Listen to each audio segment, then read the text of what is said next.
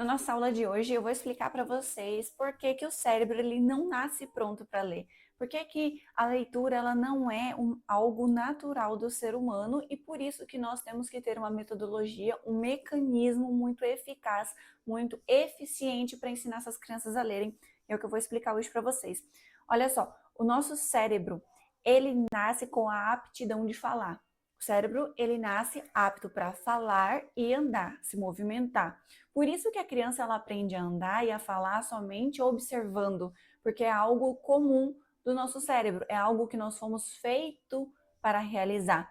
Já a leitura não. A leitura ela é algo que foi inventado pelo homem, ou seja, é uma habilidade que nós temos que ensinar o nosso cérebro, assim como nós dirigimos, assim como algumas pessoas praticam alguns esportes, são habilidades que nós ensinamos o nosso cérebro a ter e não é uma coisa natural, tá bom?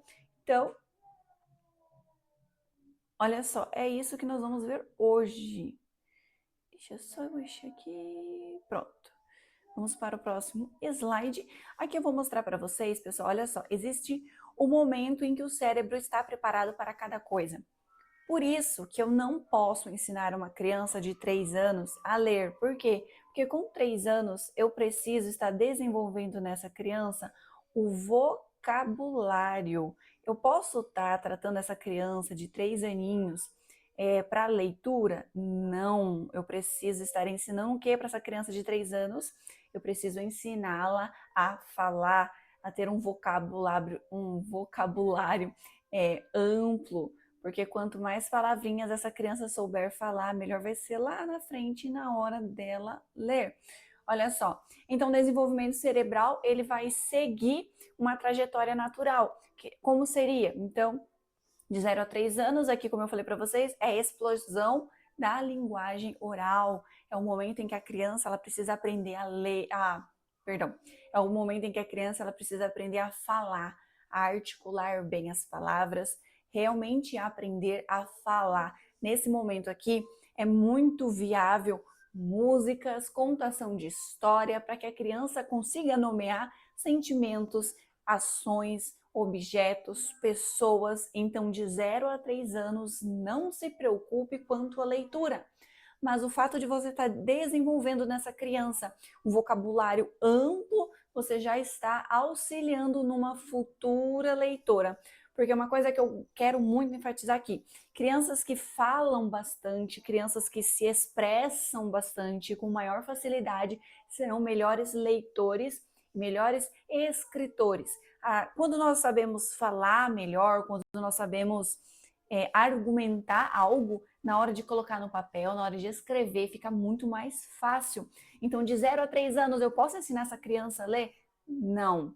Se essa criança começar a demonstrar habilidades para leitura, isso pode ser sinais de uma criança que tem altas habilidades, mas não é uma regra, na verdade, é a exceção. Beleza. Agora, meu filho, meu aluno, ele não tem mais de 0 a 3 anos, agora ele está com 4 e 5 anos. O que eu faço, prof? Agora você vai desenvolver nessa criança a consciência fonológica. Consciência fonológica é aquilo que eu já falei para vocês. É a habilidade de brincar com as rimas, é a habilidade de fazer, como que nós falamos? Ai, gente, me foge as palavras na hora de explicar. É fazer aliteração.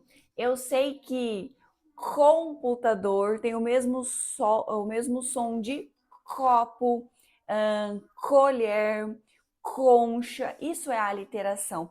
É eu entender que existem sons semelhantes que se iniciam. Por exemplo, eu sei que bola é a mesma coisa de boneca, bola, bombom. Isso é a aliteração. A criança já precisa saber o que é a letra B? Não. Quando você vai desenvolver a consciência fonológica na criança, primeiro são rimas. O que rima com pé? Pé, chulé, café, fé. Então, tudo que termina com E, com o E mais tônico, com a letra E mais tônica, mais forte, vai rimar. Tudo que for asa, casa, massa, taça, tudo que termina com aça ou a, rima. Por quê? Porque tem o som parecido. Trabalhar a consciência fonológica na criança prepara ela para a hora de aprender o som das letras. Porque entenda comigo, não é algo que eu nasci sabendo fazer. Então eu preciso aprender, eu preciso treinar o meu cérebro para fazer. E o cérebro, ele não tem uma parte neural onde está ali a habilidade da leitura. Na verdade, nós vamos fazer uma reciclagem neural. Você vai pegar a parte do cérebro que tem a aptidão de visualizar, de gravar imagens, de gravar rostos, e a outra parte que tem a habilidade de gravar sons, vai pegar essas duas partes, vai juntá-las e vai transformá-la em leitura. Então é isso que acontece. Então, de 4 a 5 anos, qual é a minha obrigação com essa criança? Desenvolver a consciência fonológica nessa criança, somente.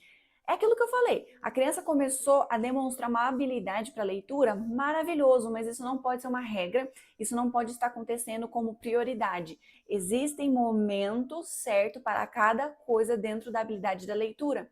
Posso acelerar? Pode, mas provavelmente você vai desenvolver uma criança com dificuldade de ler, uma criança com dificuldade de fazer interpretação de texto, uma criança com dificuldade lá na frente de talvez argumentar melhor, discorrer melhor um texto, porque vai faltar para ela palavras, ela não tem essa aptidão muito bem desenvolvida. Então, olha só, nós vamos construindo bases. Primeiro, vocabulário amplo, um vocabulário rico de palavras. Depois nós vimos aqui, ó, vem com a consciência fonológica, a habilidade de reconhecer rimas, início de palavras. E aqui na consciência fonológica nós também vamos trabalhar a segmentação de sílabas, é saber separar palavras por sílabas. Panela, copo, bru, chá. Isso daqui sem a dimensão de letras. Aqui eu não estou falando de letras, eu estou falando de sons, a habilidade de brincar com os sons. Então, a consciência fonológica é isso, é a habilidade de entender um som, reconhecer o som e conseguir brincar com ele. Se eu troco do copo e coloco S, fica sodo. É isso, poder trocar e brincar. Mas isso, óbvio, vai desenvolvendo, nós vamos trabalhando com essa criança ao longo das aulas. Então, assim, de 0 a 3 anos, eu vou desenvolver o vocabulário, de 4 a 5 anos, consciência fonológica. Prof, mas o meu filho, o meu aluno, ele está já com 6, 7 anos, beleza? 6, 7 anos, nós temos aí a abertura do nosso córtex pré-frontal, mais maduro, mais hábil para receber já a janela ideal para a alfabetização. Então, de 6 a 7 anos é o momento ideal para se alfabetizar. Eu recebo muitas crianças aqui comigo nas aulas particulares de reforço escolar, crianças com 5 anos que a professora manda para um reforço, para um atendimento especializado, onde a professora alega que a criança não consegue ler, que a criança está apresentando algum problema. Gente, com 5 anos a criança não tem obrigação de ler. Com 5 anos, nós vamos trabalhar a consciência fonológica dessa criança. Com 6, 7 anos, nós vamos trabalhar a alfabetização. A criança completou 8 anos de idade, ela ainda não desenvolveu nada da alfabetização. Aí nós entramos com uma intervenção. Mas entre 6 e 7 é o momento de aprender a ler. E criança de 7 anos que ainda está em fase silábica, ela não está atrasada. Na verdade, é o habitual, é o normal. Vamos lá, prof, mas beleza, a criança não tem mais 6, 7 anos, a criança agora está com 8 anos de idade. Com 8 anos de idade, nós temos o quê? A consolidação e fluência. Começa a diferença entre individuais, são normais e esperados. Opa, peraí, deixa só eu aumentar aqui que eu tô ceguinha. Consolidação e fluência. Diferenças individuais são normais e esperadas. Na verdade, aqui é a diferença de aprendizado. Tem uma criança que está com uma fluência maior, uma criança que está com uma dificuldade maior. Aqui é o momento em que nós vamos começar a lapidar essas crianças. Professora, qual é o momento em que eu tenho que me preocupar? Criança com 8 anos que ainda não consegue fazer junção de letras e formar sílabas. Aí sim eu devo me preocupar, aí sim é um momento muito, muito preocupante. Do contrário, não, é uma criança que lê sílabas simples, vaca, faca, mola, bola, mas ela não consegue com sílabas mais complexas, que tem o lhá ou brá. Mas isso tudo nós vamos desenvolvendo. Tem que ver também as questões, como que é na sala de aula. São várias crianças, nós não podemos esquecer, pessoal, Nós estamos falando aqui de sala de aula com mais de 30 alunos nas escolas públicas, tá? Nas escolas privadas ainda nós temos um número menor, que são entre 20 e 25 crianças, depende da escola, depende da cidade, depende do estado. Mas a realidade é que na escola particular nós temos maiores regalias, que são menos, é o menor número de crianças, as professoras têm mais auxiliares para estar dando esse suporte no dia a dia, diferente das escolas públicas. Na escola pública, a professora não tem tanto esse apoio e as salas são super lotadas. Então, tudo isso afeta na alfabetização, tudo isso afeta no desenvolvimento da criança. Uma criança que realiza as tarefas de casa com maior apoio, elas desenvolvem melhor. Uma criança que tem uma professora particular para isso, é óbvio que ela vai aprender melhor do que aquele que só vai para a escola e só faz atividade de alfabetização na escola. Óbvio que tem mais habilidade, mais facilidade que o outro. E tudo isso, gente, é por questão de atenção. Eu também, se eu tiver uma atenção melhor de um professor particular de determinado assunto, eu vou desenvolver melhor do que uma pessoa que não. Vamos supor aqui, eu estou num concurso público onde eu tive a oportunidade de fazer um cursinho maravilhoso com um professor maravilhoso. Óbvio que as minhas chances de passar nesse concurso são maiores e melhores do que aquele que teve que estudar sozinho e provavelmente não sabia nem por onde começar, por onde fazer, como fazia, quais eram as metodologias, quais eram as habilidades que ele poderia desenvolver. Então, tudo isso influencia muito. Então, antes de falar que seu filho tem TDAH, TOD, TEA, observe como é que é o ambiente em que ele está inserido no ambiente escolar. Então, olha só, cada criança tem o seu tempo próprio, ritmo de maturação, mas lembrando que nós temos aqui, a criança tem 4 anos e ela ainda não está com o vocabulário muito bem desenvolvido, acende um alerta, porque isso aí era de 0 a 3 anos. A criança está com 7 anos, ela ainda não sabe fazer uma rima, ela ainda não sabe o que começa igual, bola, boneca, ela não sabe a literação. Acende um sinalzinho. Então perceba que cada criança tem seu ritmo? Sim, mas eu tenho marcos de desenvolvimento. A criança tem até de 0 a 3 anos para desenvolver isso daqui. Se ela tem 5 anos e ela ainda não desenvolveu o que ela tinha que ter desenvolvido com 3, aí sim você acende uma luzinha e começa a prestar mais atenção nessa criança, que nós temos aí coisas a cuidar mais, né? Porque nós temos que nos ater a isso, porque são momentos muito importantes, são habilidades que são importantes e fazem toda a diferença lá na frente. Pessoal, olha só, os erros que atrasam a aprendizagem. Provavelmente vai aparecer aqui coisas que eu já comentei com vocês, mas vale dar uma lida. Vale também vocês terem um caderno de anotação, vale vocês estarem anotando, olhando, para poder tirar dúvida depois. Tem as minhas redes sociais, entre em contato comigo, fala, Dani, assisti o seu curso, mas eu fiquei com muita dúvida na parte que você falou sobre isso, sobre aquilo. Pode falar para mim que eu respondo vocês. Então vamos lá, quais são os sinais, o que pode estar prejudicando o meu aluno, quais são esses erros? Boas intenções com abordagens equivocadas. No início da minha formação, eu tive a minha tia, por parte de mãe, ela me pediu para alfabetizar a filha dela, porque a filha dela não estava alfabetizada e ela já tinha 7 anos de idade, ela não sabia nem as sílabas. Então, ela me pediu esse favor de estar alfabetizando. E eu cometi um erro gravíssimo com a minha prima, que foi alfabetizada pelo método que eu fui alfabetizada. Eu fui alfabetizada pelo método silábico, aquele método de decorar as sílabas. Ba, be, bi, bo, bu, bom. Ela aprendeu a ler? Aprendeu. Mas muito mecanizado, muito travado, muito fechado. Porque ela decorou as sílabas, mas ela não aprendeu a ser fluente, a decodificar com maior autonomia, que é o que nós desejamos para essas crianças. Então, boas intenções. Eu tive uma boa intenção, mas eu não estava com uma boa abordagem, uma boa metodologia. Vamos lá, excesso de cobrança. A pressão ativa o sistema de alerta cerebral, bloqueando a aprendizagem e gerando aversão à leitura, cobrar demais essa criança, forçar demais essa criança a ler. Isso, na verdade, vai criar na criança uma repulsa contra a leitura. Ai, minha mãe me obrigava tanto a ler que agora que eu sou adulta eu repudio o livro. Isso acontece. Isso pode acontecer. A criança acaba aprendendo o suficiente para passar de ano. Ela não desenvolve, ela não evolui. Foco apenas na cópia. Tarefas mecânicas ocupam o tempo sem construir as redes neurais necessárias para a leitura real. Copiar, copiar, copiar, copiar, copiar do quadro. A criança... Você já ouviu falar? Professora, o Joãozinho, ele copia maravilhosamente bem do quadro. Ele copia tudo que eu peço, ele escreve, mas ele não consegue ler. O que está acontecendo, professora? Ele escreve todas as letras do alfabeto, mas ele não consegue juntar e ler as palavrinhas. O que está acontecendo com o João? Acontece que o João copia. Acontece que o João, ele desenvolveu a habilidade da coordenação motora fina. Ele não desenvolveu a habilidade da leitura. Na verdade, ele está copiando, ele está só ali fingindo que está lendo, porque escrever não significa que a criança sabe ler, tá?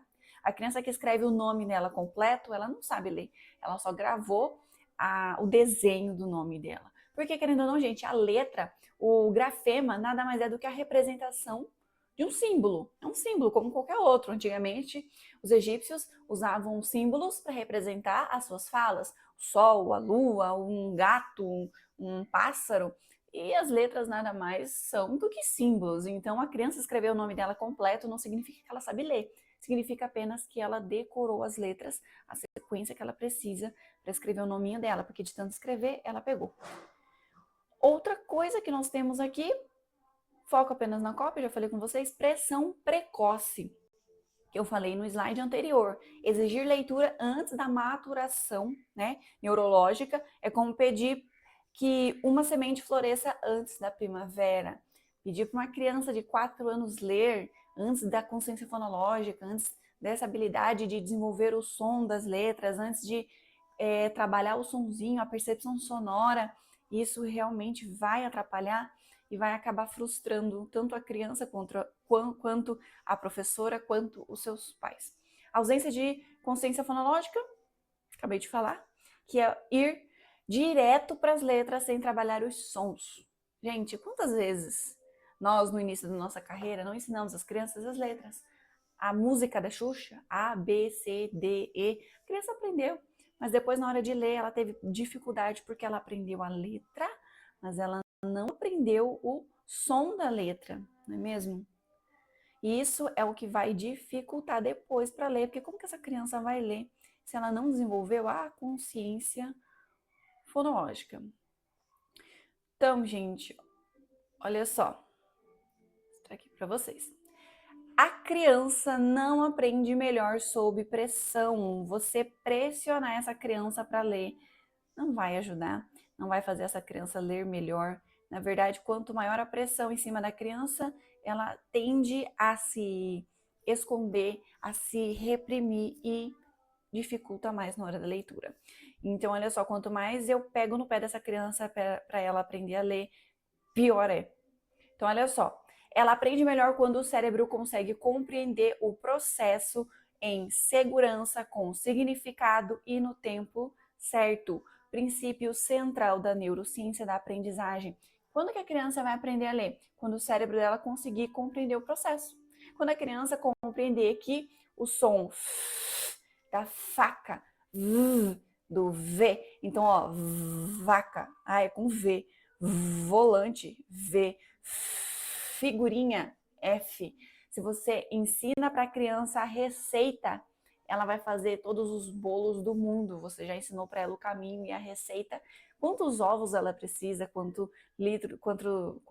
ml de leite ela precisa, quantas gramas de farinha. Ela já aprendeu ali o ingrediente, então ela pega tudo que ela já aprendeu e transforma em leitura e vira uma leitura autônoma. Não é mais uma leitura mecânica para essa criança, fica algo muito natural para ela. Então, olha só, aprender é criar conexões. O que seria então essas conexões? A aprendizagem real acontece quando diferentes elementos se integram no cérebro de forma simultânea. Como assim? Quais são esses elementos? É o que eu vou falar agora para vocês. Olha só, primeiro nós temos a emoção. O que a emoção vai trazer? É o vínculo afetivo. Só que antes de eu desenvolver esse vínculo afetivo, nós temos o que? A linguagem oral, escrita, depois, primeiro oral, depois a escrita, sempre. Então, é aquilo que eu já falei com vocês. De 0 a 3 anos, eu vou desenvolver fala, né, vocabulário. Depois, não adianta. Criança que não se sente acolhida, não se sente querida pelo profissional que está atendendo ela ou pela pessoa que está alfabetizando ela não vai reter a informação. Por quê? Porque nós, seres humanos, nós temos isso em nossa cabecinha. Nós aprendemos melhor quando nós temos uma conexão emocional com a pessoa. Eu não sei se com vocês, a algum momento da vida de vocês aconteceu isso, de você ter uma aprender melhor com mais facilidade com aquele professor que era mais legal, que você se sentia mais acolhida, um professor que se preocupava com as suas dificuldades.